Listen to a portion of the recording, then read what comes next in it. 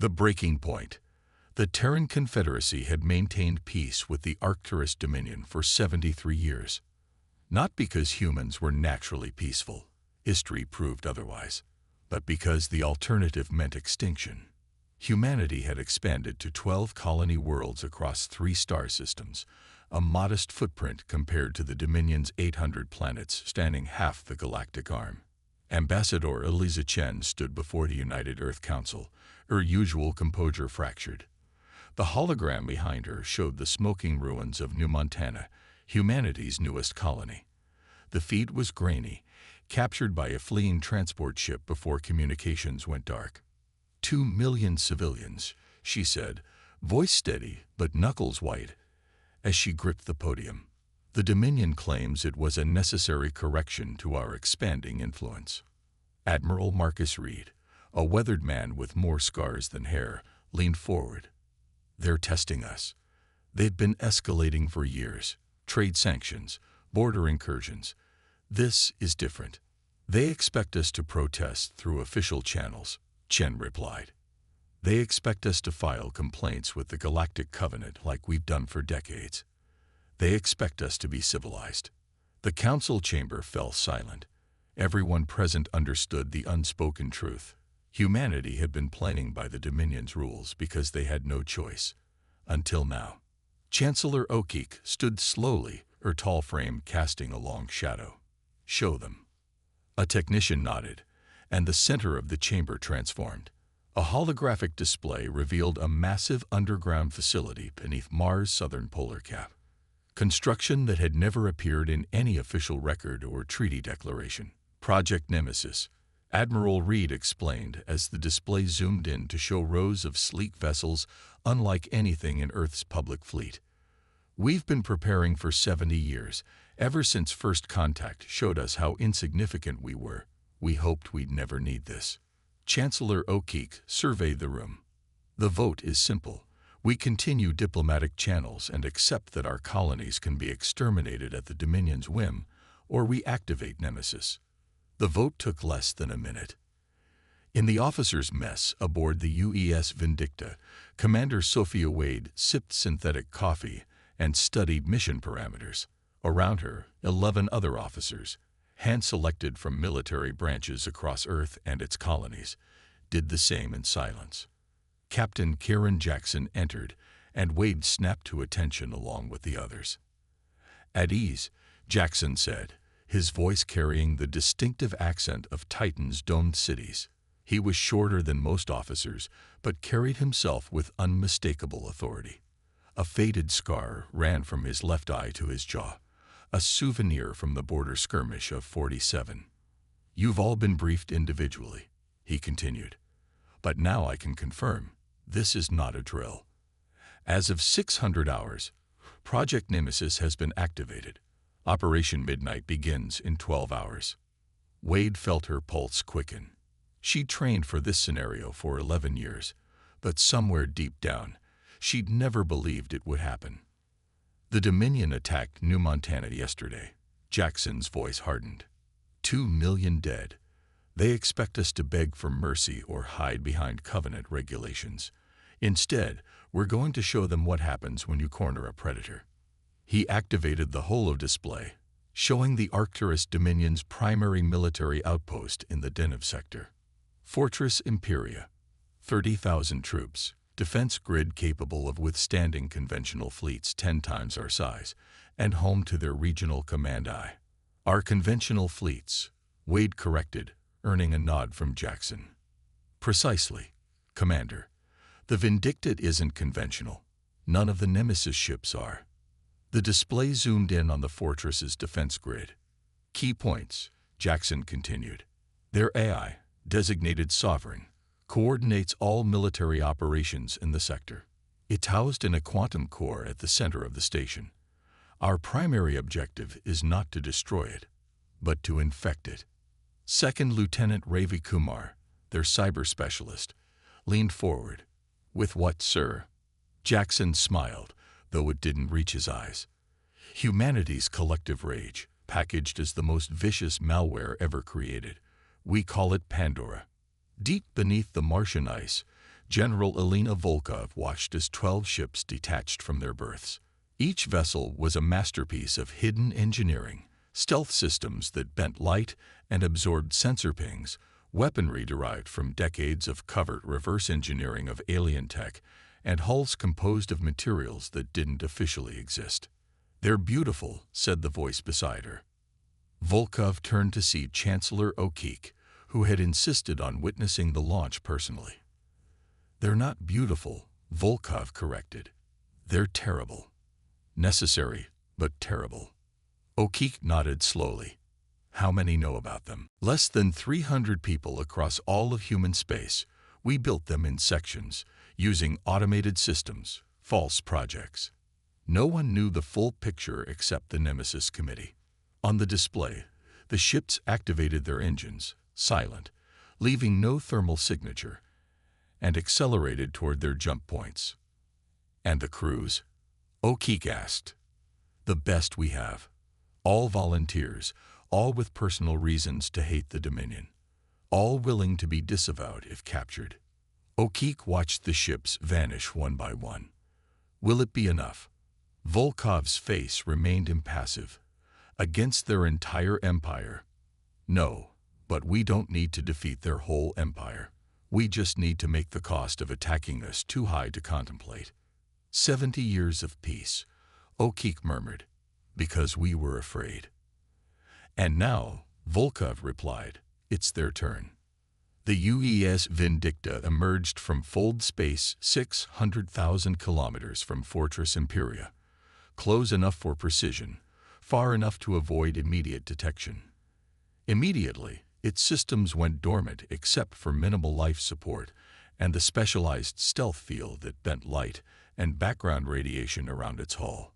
On the bridge, Wade monitored her station as Captain Jackson issued quiet commands. The ship drifted, using the gravitational pull of a nearby asteroid field to approach their target. No engines, no active sensors, nothing that could trigger an alert. "Status of target sovereign?" Jackson asked. Lieutenant Kumar consulted his display. "A activity normal. It's currently coordinating patrol routes for the sector. No indication it's detected us. Package status: Pandora is primed and ready for delivery, sir." Jackson nodded. "Deploy the Whispers." Wade activated the launch sequence. From the Vindicta's ventral bays, dozens of tiny objects, each no larger than a human fist, silently deployed. The Whispers were autonomous drones designed for a single purpose: to attach to a target's hull and transmit false sensor data, creating a blind spot. "Whispers away," Wade confirmed. "Estimated time to full coverage: 17 minutes. Jackson stood, moving to the tactical display. "Prepare infiltration team. Commander Wade, you have point." Wade had expected this, but her mouth still went dry. "Yes, sir." "Remember," Jackson said, addressing not just Wade, but the entire bridge crew, "this isn't just about revenge. It's about survival. After today, the Dominion needs to understand one fundamental truth: humans are not prey." As Wade left the bridge to prep her team, she caught Kumar's whispered words to his console neighbor. "They're about to learn why Earth's history is full of extinction events we caused." The infiltration pod ejected from the Vindicta with a barely perceptible lurch. Inside, Wade and her 5-person team checked their gear one final time. Their combat suits were unlike standard military issue. Matte black with integrated tech that made them nearly invisible to both organic eyes and electronic sensors. "Comms check," Wade ordered. "Chen, weapons, green. Petrov, tech, green. Okafor, demolitions, green. Liu, medical, green. Rodriguez, security, green." Wade nodded. "Mission parameters unchanged. We enter through maintenance shaft Delta 7, proceed to the central core, deploy Pandora, and extract." "Questions?" Rodriguez raised a hand. "What if Sovereign detects us?" "It won't," Petrov replied confidently. "The Whispers are creating a sensor dead zone. As far as Sovereign knows, that entire section of the fortress doesn't exist right now. And if it does, Rodriguez persisted. Wade met his gaze. Then we make sure Pandora deploys before we die. The pod's navigation system blinked as they approached the fortress. Through the viewport, Wade could see the massive structure, a testament to the Dominion's military might. 15 kilometers of reinforced alloys, weapon emplacements, and docking bays housing hundreds of warships. And they were going to poison it from within. Arrival in 30 seconds, Chen announced. Whisper network confirms our entry point is secure. Wade took a deep breath. 70 years of playing nice, of accepting humiliation, of watching human colonies suffer under Dominion oversight had led to this moment. For New Montana, she said quietly. For Earth, came the unified response. The pod made contact with the fortress hull, magnetic clamps engaging with an inaudible thud. External cameras showed no alarm, no response. As far as Fortress Imperia was concerned, they didn't exist. Cutting through, Okafor murmured, activating the molecular dissembler that would create their entrance. As the hull material dissolved, creating a perfectly circular opening, Wade thought about the irony. The Arcturus Dominion had conquered hundreds of species across the galaxy. Some fought back with everything they had and were obliterated. Others surrendered immediately and became vassals. Humans had done neither. They had smiled, bowed, signed treaties, and quietly prepared for this day. The hatch opened. Wade stepped through, weapon ready. Operation Midnight is go, she whispered into her comm, entering the fortress now. Behind her, the rest of the team followed silently. Above them, oblivious Dominion troops went about their duties, unaware that humanity had finally decided to show its teeth. Chancellor O'Keefe stood before the emergency session of the Galactic Covenant, facing representatives from 37 spacefaring civilizations.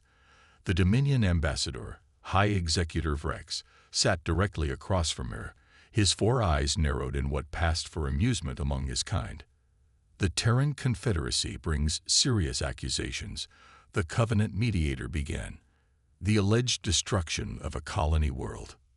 Not alleged, O'Keefe interrupted, her voice calm but unyielding. We have provided evidence. 2 million humans dead, a planet's ecosystem destroyed. High Executor Vrex's facial tentacles rippled. The Arcturus Dominion acted within its rights. The colony violated territory agreements from the Treaty of Proxima. It did not, O'Keefe replied. But this debate is academic now. Vrex's tentacles stilled. What does that mean? O'Keefe smiled thinly. It means we tried your way for 70 years. We followed your rules, your treaties, your galactic order. And our reward was genocide. A murmur ran through the assembled representatives. Are you declaring war? The mediator asked, alarm evident in his voice. This council can it. I'm not declaring anything, O'Keefe interrupted again.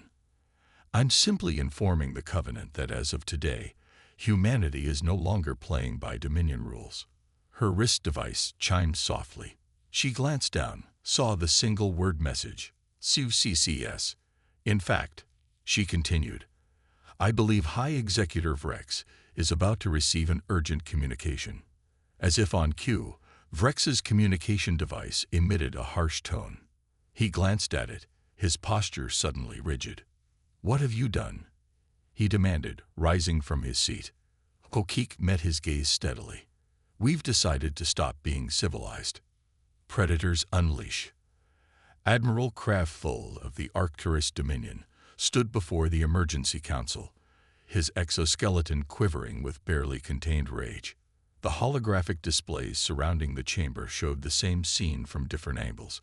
Fortress Imperia, their most secure military installation in the Deneb sector, was in chaos. Explain again, Arch-Sovereign Zexalar demanded, his massive frame dominating the council table. How does a species with their technological limitations infiltrate our most secure facility? Crafthull's throat sacs pulsed with humiliation. We don't know. Security systems showed no breaches. The first indication of trouble was when Sovereign began behaving erratically. Erratically, another counselor asked. It began broadcasting human entertainment signals across all military frequencies, Cravfull admitted. Something called "Never Gonna Give You Up" on repeat, interspersed with footage of their Earth predators. Wolves, bears, sharks, hunting prey. Zexalar's primary eyes narrowed. And now, Sovereign is offline. We've isolated the quantum core, but the infection has already spread to connected systems. 3 sector fleets have received contradictory orders. 2 battle groups fired on each other, believing they were engaging human ships. The council chamber fell silent. The humans couldn't have developed this technology on their own, Zexalar finally said. No, Cravfull agreed, which means they've been deceiving us. For decades. Councillor Vrex, newly returned from the Galactic Covenant meeting, entered the chamber. His usual composure was shattered. The humans have changed strategy. Their chancellor practically declared war in front of the entire Covenant. They cannot hope to win a direct conflict, Zexalar dismissed. We outnumber them 100 to 1. They aren't fighting directly, Cravfull countered. This attack, it's not like anything we've encountered before. They didn't try to destroy Fortress Imperia. They humiliated it. They turned our most advanced AI into a delivery system for their primitive entertainment. Vrex's facial tentacles twisted in agitation. Their message is clear. They're announcing that the rules of engagement have changed. A communication officer burst into the chamber, violating all protocols of deference. Arch-Sovereign. The New Montana Occupation Force. They're gone. What do you mean gone? Zexalar demanded. All ships, all ground forces. We've lost contact. The last transmission was. The officer hesitated. Speak. A human child's nursery rhyme. Hickory-dickory-dock. The mouse ran up the clock. The clock struck 1. The mouse ran down. Hickory-dickory-dock. Then silence. Across the vast reaches of Dominion space, reports began flooding in. Garrisons found themselves under attack by forces that didn't appear on sensors until they were already inside defensive perimeters. Military installations received shipments of supplies that, when opened, contained only small stuffed toys of Earth predators with notes saying, "We can reach you anywhere." Commanding officers woke to find their personal quarters rearranged while they slept. Nothing taken, just moved, proving that humans could penetrate their most secure locations at will. It wasn't war as the Dominion understood it. It was something older, something primal. It was terror. Commander Sophia Wave stood in the cargo bay of the UES Vindicta, watching as medical teams tended to the survivors. They'd extracted 347 humans from the Dominion's secret research facility on Dinabai. Colonists from New Montana who had been taken for experimentation rather than killed in the attack. They didn't expect us to come for them, Captain Jackson said, moving to stand beside her. The prisoners or the Dominion? Wade nodded. The Dominion fought distance, and their technological superiority made them untouchable. They were wrong. A young girl, no more than 8, sat wrapped in a thermal blanket while a medic examined her. Her eyes found Wade's, and to Wade's surprise, the child smiled. "I told them you'd come," the girl said, voice rasping from disuse. "I told them humans don't leave their people behind. They didn't believe me." Wade knelt before her. "What's your name?" "Lily. From New Montana." "Well, Lily from New Montana. You were right. We never stopped looking for you." The ship's intercom crackled. Captain Jackson to the bridge. Priority transmission from Earth Command. Jackson squeezed Wade's shoulder and departed. Wade remained with Lily, who seemed reluctant to let her go. "Are we winning?" Lily asked. Wade considered the question. The Nemesis fleet was 12 ships against the Dominion's thousands, but those 12 ships had spent 2 weeks causing havoc across Dominion space, striking targets that should have been impossible to reach, deploying technology the Dominion didn't know humans possessed. "We're not trying to win in the traditional sense," Wade explained. "We're teaching them a lesson." "What lesson?" Wade smiled grimly. That humans are very, very good at surviving, and that we protect our own. In an undisclosed location deep within Dominion space, a human infiltration team led by Lieutenant Ravi Kumar prepared for their most audacious mission yet. The target is the Dominion Central Archive. Kumar briefed his team. Their temporary base was a hollowed-out asteroid, its interior transformed into a military outpost that officially didn't exist. It contains the collective knowledge of their civilization, scientific data, military records, and most importantly, their historical archives. Specialist Maya Ortiz raised an eyebrow. We're going after their history books, not their weapons. Information is the most powerful weapon, Kumar replied. Operation Midnight isn't about destroying the Dominion. It's about changing how they see us and themselves. He activated a holographic display showing the archive, a massive structure orbiting the Dominion homeworld itself. Our objective is to introduce a subtle virus into their historical database, not to corrupt it, but to add a single new classification tag to every historical record of species the Dominion has conquered. What tag? Asked Corporal Diaz. Kumar's expression was somber. Extinction event. Dominion-induced. The team fell silent as they processed the implication. And beside it, Kumar continued, will be a new entry. Extinction event. Pending. Humanity's response. Psychological warfare, Ortiz murmured. Kumar nodded. The most effective kind. We want every Dominion citizen who accesses their archives to confront what their empire has done and what might be coming for them in return. Admiral Marcus Reed watched as the secure transmission from the UES Vindicta played on the command center's main screen. Captain Jackson's report was concise but staggering. 3 Dominion sector fleets neutralized through cyber warfare, 7 military installations infiltrated, and 347 human survivors rescued from Dinabivi. Casualties. Reed asked when the report concluded. 2 infiltration specialists lost during the archive operation, Jackson replied.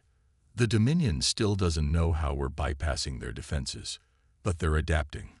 Each mission gets harder. Chancellor O'Keefe, standing beside Reed, leaned forward. And the psychological impact? Substantial. Intercepted communications show panic spreading through their command structure. They've never encountered an enemy who fights like this, not trying to hold territory or engage in direct battle, just appearing, striking, and vanishing. Reed nodded thoughtfully. The Dominion evolved from herd herbivores. Their entire society is built on overwhelming numbers and visible displays of force. Our approach is disorienting for them. We've received a communication request, Jackson added, from Arch-Sovereign Zexalar himself. He wants to speak directly with Earth leadership. O'Keefe and Reed exchanged glances. Accept, O'Keefe decided. Let's hear what they have to say. The screen shifted, revealing the massive form of the Dominion's supreme leader. His exoskeleton gleamed under ceremonial lighting, but his posture lacked its usual domineering confidence. Chancellor O'Keefe, Zexalar began, his translator converting the clicks and whistles of his native language. This conflict benefits neither of our species. O'Keefe's expression remained neutral. This isn't a conflict, Arch-Sovereign. This is a response. Whatever you call it, it must end. The Dominion is prepared to offer reparations for New Montana. We will acknowledge territorial violations and commit to non-interference in human expansion within agreed boundaries. Reed watched O'Keefe carefully. This was more than they could have hoped for through diplomatic channels, a complete reversal of 70 years of Dominion policy. No, O'Keefe said simply. Zexalar's massive head jerked back in surprise. No, we are offering peace. You're offering the same peace as before, one where you set all the terms, where you decide which human worlds live or die. That arrangement is no longer acceptable. What do you want? Zexalar demanded, abandonment of diplomacy revealing his frustration. O'Keefe leaned forward. A new understanding. The Arcturus Dominion will withdraw all forces from human-claimed systems. You will acknowledge humanity's sovereign right to expand along our current trajectory without Dominion oversight. You will release all human prisoners across your empire. And you will recognize humanity as equals in the Galactic Covenant, with all the protections that entails. Impossible. The Dominion does not negotiate with prey. O'Keefe finished for him. That's correct. You don't. But we aren't prey, Arch-Sovereign. That's the understanding I mentioned. For 70 years, you've treated us like we were beneath you. Lesser. Food for your empire's expansion. That ends today. Zexalar's throat sacs pulsed with anger. And if we refuse? Chancellor O'Keefe smiled, though it never reached her eyes. Then Operation Midnight continues. But the next phase won't be as restrained. The transmission ended, leaving the command center in silence. Will they agree? Reed asked quietly. O'Keefe turned to him. They have no choice. The Dominion builds its power through fear and intimidation. We've shown them those tools work both ways. 2 days later, Commander Wade stood on the observation deck of the UES Vindicta, watching as the ship emerged from fold space near Earth. Home. After 3 weeks of operations deep in enemy territory, the familiar blue planet stirred emotions she kept carefully contained. Penny, for your thoughts, Captain Jackson said, joining her at the viewport. Thinking about what we've done, Wade replied honestly. Who we've become. Jackson nodded slowly. We became what we needed to be, what they forced us to be. And after, when the Dominion agrees to the terms, what then? Then we remember. Wade raised an eyebrow. Remember what? That we can be predators when necessary. Jackson's scared face was solemn. For 70 years, we convinced ourselves that diplomacy and accommodation were the only options. We were wrong. Sometimes showing your teeth is the only path to peace. The ship's intercom activated. Captain Jackson, priority communication from Earth Command. The Dominion has responded. They made their way to the bridge, where the crew stood in tense anticipation. The main screen activated, showing Chancellor O'Keefe's face. UES Vindicta, congratulations on a successful mission and welcome home, she began. I'm transmitting news that I believe your crew deserves to hear directly from me. The Arcturus Dominion has accepted our terms. All of them. A cheer erupted across the bridge. Wade felt a weight lift from her shoulders. Not just from the mission, but from years of silent rage at human helplessness. The formal treaty will be signed at the Galactic Covenant in 3 days, O'Keefe continued. For the first time, humanity will enter those chambers as equals, not supplicants. And Project Nemesis? Jackson asked. O'Keefe's expression grew serious. Remains active but dormant. The universe has learned something vital about humanity, Captain, a lesson the Dominion paid dearly to teach everyone else. What's that, Chancellor? That we tried being civilized. For decades we played by their rules, accepted their limitations, swallowed their insults. And when that failed, when they mistook our restraint for weakness, O'Keefe paused. Well, let's just say the galaxy now understands. Humans make better friends than enemies. As the transmission ended, Wade turned to Jackson. Do you think it will last? Jackson considered the question. Peace, perhaps. Fear, definitely. He gestured toward Earth, growing larger in their viewport. They know now what we've always known, that humanity's greatest strength isn't our technology or our numbers. What is it then? Our capacity to adapt, to become whatever we need to be to survive. Jackson's scared face broke into a rare smile. They thought they were the apex predators of the galaxy. We just showed them where they really stand in the food chain. Across the stars, in the Grand Council chamber of the Arcturus Dominion, Arch-Sovereign Zexalar affixed his genetic seal to the treaty. The document would travel to Earth next, then to the Galactic Covenant for final recognition. Counselor Vrex approached after the human delegation departed. Was this necessary, surrendering to such a minor species? Sexlar turned to his longtime advisor. We didn't surrender to a minor species. We averted extinction at the hands of something we don't understand. Surely you exaggerate. They have 12 ships, Arch-Sovereign. 12. 12 that we know of. 12 that they revealed. Zexalar's primary eyes fixed on the distant stars visible through the chamber's transparent dome. What else have they hidden? What else have they prepared while smiling at us across negotiation tables for 70 years?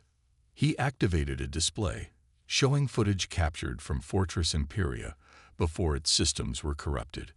It showed a single human infiltrator moving through a corridor filled with Dominion guards, not hiding from them, but walking directly past as if invisible. They could have killed us all, Zexalar said quietly. They chose not to. Remember that, Vrex. It wasn't mercy that stayed their hand. It was calculation. What do you mean? They showed us exactly enough of their capabilities to terrify us, but not enough for us to develop countermeasures. The Arch-Sovereign's massive form seemed to shrink. The humans have a saying I've been studying. Don't corner something more dangerous than you. He gestured to the treaty. We cornered them. They responded. And now, the galaxy will never be the same. Outside the council chamber, a small object floated undetected near a maintenance port. One of the human whispers, still functioning, still listening. And back on Earth, in a monitoring station buried beneath Olympus Mons on Mars, technicians recorded every word. Just in case. Humanity had tried playing by alien rules. They had learned their lesson. Now the universe had learned one as well. When pushed too far, humans stop being civilized. And when humans stop being civilized, predators become prey.